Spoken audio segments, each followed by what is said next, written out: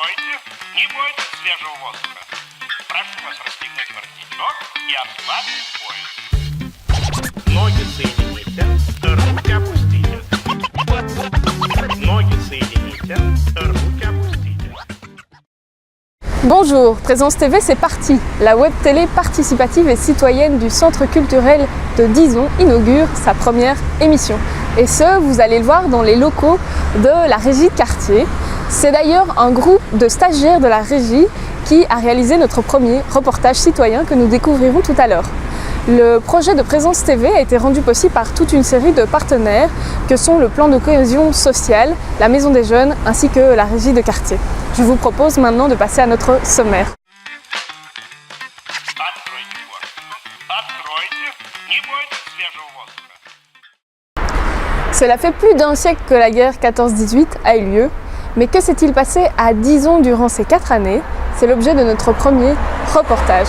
Pas de bonne première émission sans parler de la foire aux macarons qui s'est tenue dans les rues de Dizon il y a plus d'un mois, au bonheur des plus gourmands. Autre actualité, c'est le thé dansant. En effet, cela fait plus de 25 années que le thé dansant est programmé à la salle des fêtes et réunit toute une série d'aînés. C'est l'objet de notre troisième reportage. Dans la rubrique portraits, nous avons les portraits des associations et comme je vous le disais tout à l'heure, une série de stagiaires de la régie de quartier a réalisé tout un reportage sur le bar à soupe. Geoffrey Batello, ça vous dit quelque chose? Et oui, c'est un boxeur andrimontois qui a été rencontré Présence TV afin de le connaître davantage.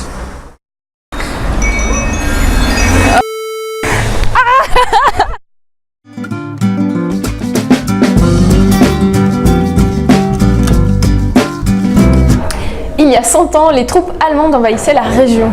Comment l'arrivée des Allemands a radicalement changé le mode de vie des Dizonnais? C'est ce que nous allons voir maintenant. Откройте форточку. Откройте. On a déjà dit beaucoup de choses au sujet de la guerre 14-18. Mais que savons-nous des conséquences de la guerre à Dizon? Comment par exemple les Dizonnais ont-ils continué à manger, à s'approvisionner? C'est ce que nous allons voir dans cet épisode. Il faut bien vous dire que Dizon a été une des premières agglomérations occupées, une des dernières libérées. Le gros problème que les Dizonnais ont eu, c'était la nourriture au départ. Parce que les commerces, ils avaient leurs petites réserves, mais ils n'étaient plus approvisionnés vu qu'on se battait du côté de Liège. Donc il a fallu que l'administration communale essaye de trouver de la nourriture pour pouvoir fournir aux gens de la ville. Surtout des pommes de terre, du pain, de la farine pour faire du pain. Aux Belges rationnés, les Alliés envoyèrent heureusement des cargaisons de nourriture qui permirent à des soupes populaires de se créer un peu partout à Dizon. Parce que la Belgique était connue partout. Donc on a eu de l'alimentation d'Amérique, d'Espagne. Oui, parce qu'ils envoyaient de la farine, ils envoyaient des conserves, des navires complets qui arrivaient jusqu'à Rotterdam. Et à Rotterdam, tout ça était dispatché dans toute la Belgique. Sur les photographies envoyées par les élèves disonnais à la fin de la guerre 14-18 aux Américains, on pouvait lire « Après la lutte pour le bien, au travail ». Les enfants de Dizon aux élèves de Philadelphie. Alors, un deuxième gros problème qui s'est présenté dans la suite, c'était la fermeture des usines. Dizon était un centre textile assez important, comme Verviers, toute la région verviétoise. La plupart ont dû fermer dans les semaines qui ont suivi, pour 2 raisons. Soit ils ne recevaient plus de matériel de base. Bon, la laine, elle venait d'Australie et d'Argentine. Et il n'y avait plus de transport pour les civils. Et ils ont utilisé, si vous voulez, leur stock. Mais une fois qu'ils n'ont plus de stock, les Allemands, si les Allemands leur avaient dit, on vous fournit la laine et vous travaillez pour nous, vous fabriquez des uniformes. Donc il y a les directeurs d'usines ou les propriétaires des usines ont été mis devant un dilemme. S'ils fermaient, leurs ouvriers ne touchaient plus rien, ils n'avaient plus de salaire. S'ils ne fermaient pas, il fallait qu'ils travaillent pour les Allemands. Donc il y en a qui ont fait les deux. Il y en a qui ont carrément fermé. Et il y en a qui, pour que leurs ouvriers aient quand même du travail et touchent un salaire, ont accepté de travailler pour les Allemands. Par exemple, il y a un marchand de chaussures qui a dû fabriquer des bottes pour l'armée allemande, eh ben, il a réussi à épargner tout un stock de cuir et il a fabriqué des souliers pour les élèves des écoles de Dijon. Comme les usines ne fonctionnaient plus, les personnes n'avaient plus d'argent. Alors c'était ça qui leur permettait d'acheter quelque chose. Ouais. Ça, ce sont les pots de caisse. Alors, tant pour un pain, pour le 10 centimes aide spéciale. Et c'est qui les donnait, c'est bon? Ça, au départ, les premiers qui ont fait ça, c'était les usines et les banques.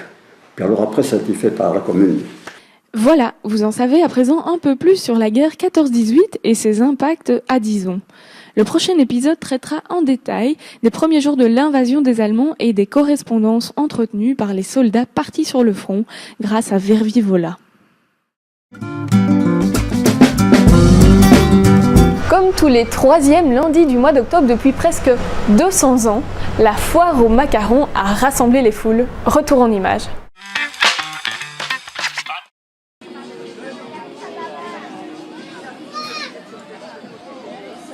Bienvenue à la foire aux macarons, 195e édition.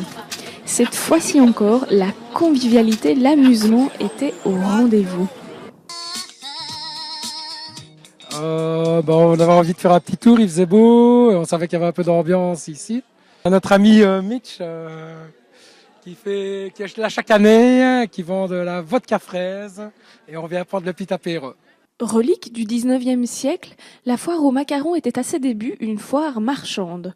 Celle-ci devient en 1876 une foire aux bestiaux. Ces deux événements constituent certainement les prémices de l'actuelle foire aux macarons. Et la foire aux macarons ne cesse d'évoluer au point qu'aujourd'hui la plupart des passants la disent plus grande, alors que les commerçants, eux, regrettent la diminution de leurs recettes. Tout simplement parce qu'il y en a trop qui vendent le même produit. Il y a 2 ans, 3 ans, c'était pas comme ça. Celui qui vend 10 pains à côté de moi, c'est 10 pains que moi je ne vends pas. D'autres commerçants sont cependant plus philosophes. À la foire aux macarons, ça fait une quinzaine d'années, ça se passe bien. Je viens mettre mon matériel à 3h30 du matin. Oui, je vends du paquet, vin chaud et tout ça comme il y a là. Donc ouais, ça marche bien, vous voyez la gamme qu'il y a. Donc ça marche bien, je veux dire, il y en a beaucoup qui en vendent parce que je ne suis pas le seul marchand malheureusement. Mais voilà, on se partage les bénéfices, voilà, c'est comme ça, c'est la vie. Pour les commerçants, c'est en effet toujours l'occasion de faire découvrir leurs produits. J'ai repris l'affaire de Marcel Mackels de Dijon, qui est fabricant et grossiste en masse-pain. Et quand il arrête son activité, je lui ai proposé de reprendre parce que son goût était bon, sa qualité était bonne. Et je me suis dit, pourquoi pas. Et dans la reprise, il y avait la foire macaron à Dijon. Voilà. Non, Dijon, c'est bien, c'est une belle foire, quoi. Je fais aussi la batte à Liège, c'est un petit peu un public tout venant. Il y a des gens de tout niveau social, etc. Et c'est chouette, quoi. Pouvoir partager ses plaisirs et ses passions, c'est agréable. Cette année encore, la foire aux macarons s'est terminée aux petites heures, chacun y trouvant des activités à son goût.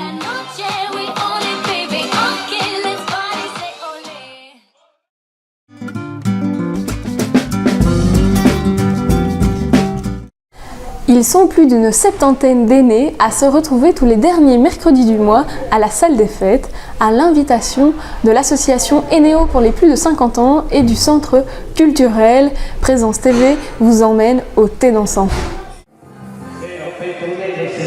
Vous voici au thé dansant. Mais ici, ce n'est pas du thé qu'on boit et parfois même ce n'est pas du café. La brune. Non, parce qu'on aime bien, c'est vrai qu'on...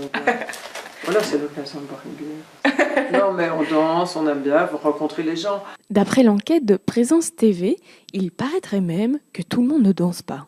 Ah, il y en a beaucoup, il y a quand même beaucoup d'hommes qui n'aiment pas danser. Et souvent, j'ai remarqué, les hommes qui dansent, c'est parce qu'ils sont allés suivre des cours pour faire plaisir à leurs femmes.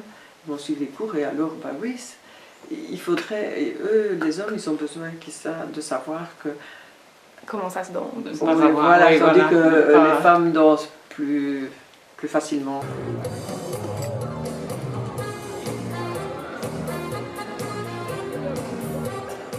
Le thé dansant attire tous les mois plus de 70 aînés, liés par le plaisir de la danse, du café et de l'ambiance. On voit que ce sont des personnes qui ont un certain âge maintenant et qui, pour le thé dansant, vont se maquiller, s'habiller, etc. Et avec pense que ça leur fait vraiment du bien. Mais au fond, qu'y a-t-il comme musique au thé dansant?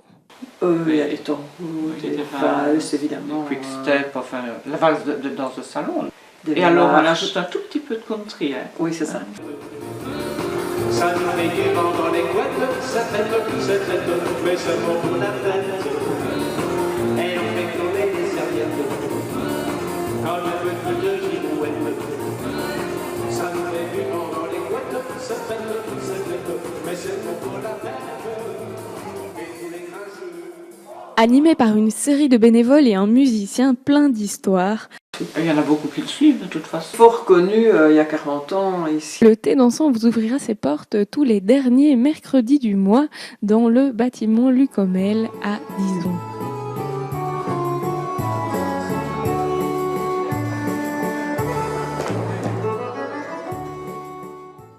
Vous arrivez bien, vous arrivez pour la tarte. Ah oui, c'est vrai, on nous a pas dit ça. Ah si, il y a 3 stagiaires qui partent.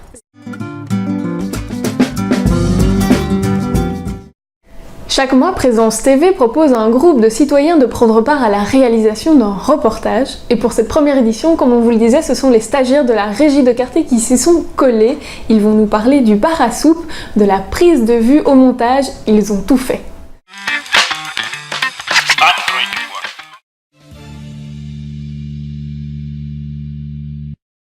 Bienvenue à Dizon, petite commune entre ville et campagne dans laquelle une ASBL fait parler d'elle. Vous avez deviné, c'est la régie de quartier Havresac dans laquelle tous les mercredis se tient un bar à soupe. Le bar à soupe a 2 fonctions. La première, elle est formative puisque nous avons une filière cuisine ici au sein de la régie. La seconde, c'est la fonction vraiment de créer du lien social avec la population disonnaise. Donc cette fonction-là, c'est bien évidemment de se retrouver ici à la régie une fois par semaine autour d'un menu établi par les stagiaires, d'un menu équilibré et pour un prix relativement modique. Mais une des particularités du bar à soupe, c'est son prix. 4,50 €, ce n'est vraiment pas cher payé pour manger tout un repas. Comment font-ils ? Tout simplement parce que nous travaillons avec les légumes et les produits de saison. Tous les vendredis, on établit le menu avec les stagiaires et on regarde quels sont les fruits, les légumes de saison qui sont proposés. On regarde aussi les promotions dans les magasins ici de proximité. Et la deuxième chose, c'est qu'on essaye toujours de trouver un substitut à la viande rouge qui coûte cher, comme par exemple, ça peut être de la volaille ou bien ça peut être des œufs ou tout simplement un plat uniquement avec des légumes ou du fromage. Mais le bar à soupe, c'est plus que simplement des courses ou l'apprentissage de la cuisine. C'est aussi l'art de la table. Dans le bar à soupe, je suis responsable de l'art de la table, c'est-à-dire que j'essaie d'initier les stagiaires à pouvoir dresser des tables avec créativité. C'est par exemple la disposition des serviettes, des couverts, comment on met les verres pour embellir une salle et faire une table accueillante pour les gens qui vont venir pour les invités. Le résultat en a bluffé plus d'un. Le bar à soupe, c'est une dizaine d'années de service de qualité. C'est en tout cas ce qu'on pense en habitué. Je n'ai jamais été déçu, je le disais à... Cécile. Cécile, je disais à Cécile, c'est vrai que je n'ai jamais eu de blague. Elle est toujours très très bonne. Et je conseille aux gens qui voudraient venir de venir. Et en même temps, ils vous aident également, à tous ceux qui viennent donner un coup de main ici. Au Havresac, il y a une devise. À la régie... À partir de maintenant, vous savez ce qu'il vous reste à faire le mercredi à midi. Venez leur rendre visite.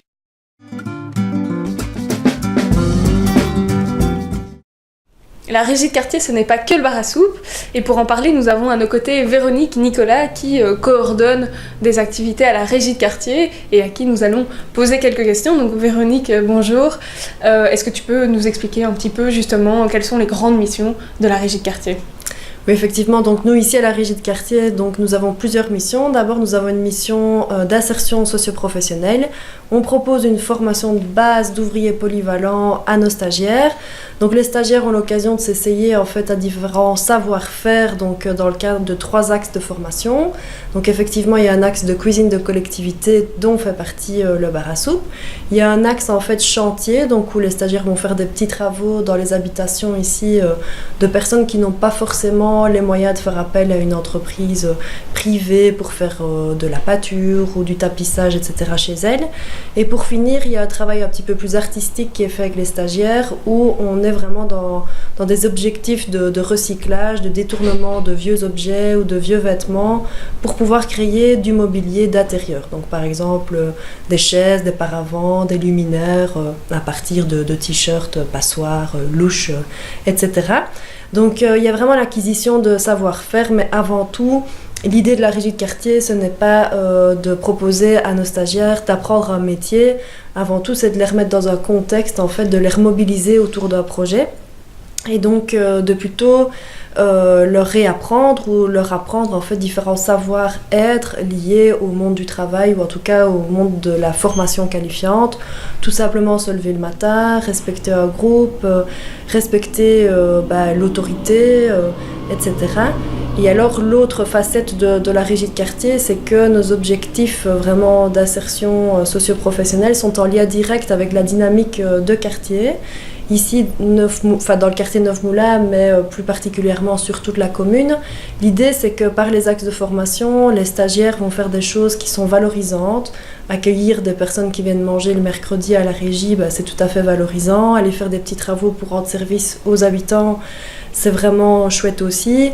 Proposer une gamme de mobilier d'intérieur également. Et l'idée, c'est de se réapproprier petit à petit son lieu de vie, son quartier, et en devenir acteur. Et ça, pour nous, c'est vraiment très intéressant au niveau de cette dynamique d'insertion par le logement, par le lieu de vie. Donc voilà nos grandes missions. Ok, mais merci Véronique. Et Présence TV, ce n'est pas que la découverte d'associations, c'est aussi la découverte de personnalités disonnaises. Et c'est le cas de Geoffrey Batello que nous allons découvrir maintenant. Oui, André Montois, depuis bientôt 35 ans. Ok. Audremont, je pense que c'est une bonne commune. Moi, je me rappelle les beaux moments passés à l'école heureuse et dans le parc d'Automont. J'ai commencé à l'âge de 6 ans, le bicross, et je me suis arrêté à 19 ans et demi. J'ai été champion de Belgique, finaliste européen, demi-finaliste mondial. Et en fin 99, j'ai commencé la boxe française, où j'ai vraiment accroché. En entraînement, c'est 1 heure, 1 heure et demie On va dire une petite heure de footing et 2 heures, 2 heures et demie de salle. De boxe, musculation, ou des fois des séances avec le préparateur physique. Ouais. Donc ça veut dire que tous les jours, tu t'entraînes en fait? Quasi, ou alors je veux dire, je prends souvent le samedi de repos. Donc il y a plusieurs personnes qui t'entourent, c'est qui en fait ces gens-là? Les personnes les plus importantes pour moi maintenant, c'est mon entraîneur qui est actuellement aussi mon manager. J'ai mon préparateur physique, j'ai tout le staff médical qui est derrière moi. J'ai un ostéopathe, j'ai 2 kinés. J'ai très vite évolué. À mon 11e combat, je faisais une demi-finale mondiale. Les bourses des combats m'ont permis de vivre de la boxe pendant 3 ans. Et à la fin, ça ne s'est pas passé comme j'aurais voulu. J'ai eu des blessures, j'ai eu 2 défaites importantes qui m'ont sorti des classements. Et alors, à ce moment-là, ça devient du business et on n'est plus intéressant pour les promoteurs. C'est un sport de voyous pratiqué par des gentlemen. C'est surtout les films des années 80 et 90 qui ont fait cette image-là, mais je veux dire, pour moi, c'est le sport où il y a le plus de respect entre adversaires, entre entraîneurs, boxeurs. Il y a des règles. Alors, voilà, on peut donner que 3 coups au-dessus de la ceinture, jusqu'aux oreilles. Et voilà.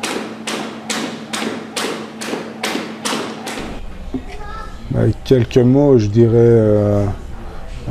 Courage, sacrifice et école de la vie. Ça, mais j'ai eu la chance de m'occuper de certains jeunes qui auraient pu mal tourner et Et ici, ils ont passé 25 ans, ils ont 20 et 25 ans, et voilà, ils travaillent, ils ont une famille, et je pense que s'ils n'avaient pas eu la boxe à leur moment critique, ils ne seraient peut-être pas dans la même situation. Je vais surtout faire passer un message pour les jeunes, que quand ils ont une ambition ou un rêve, qu'ils doivent vraiment y croire, il faut savoir faire des sacrifices. Quand on est jeune, éviter les sorties, les mauvais copains, la drogue, l'alcool. Et si on arrive à faire ça, mais quand on veut, on peut, quoi, c'est tout. Okay. Voilà. Voilà, Présence TV, c'est terminé. J'espère que vous avez apprécié cette première émission et nous, on vous donne rendez-vous dans un mois pour la prochaine. Complètement oublié, quoi.